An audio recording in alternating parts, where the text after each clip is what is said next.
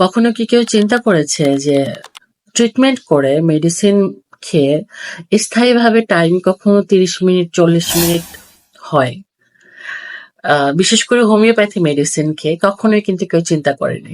তো এটা নিয়ে আমি ভিডিও আপলোড করব, যে একজন পেশেন্ট বা আরো অনেক রিভিউ আছে এরকম, শুধু একজন না, শত শত পেশেন্ট আছে, বাট রিভিউ আমি যেটা শেয়ার করব সেটা হচ্ছে গিয়ে একজন পেশেন্ট জানিয়েছে যে মেডিসিন খেয়ে স্থায়ীভাবে তার টাইমিংটা কিরকম বেড়েছে। অনেক ট্রাস্টের একটা ব্যাপার। যারা মেডিসিন খাচ্ছেন, রিভিউ শেয়ার করছেন, তাদেরকে অনেক অনেক ধন্যবাদ।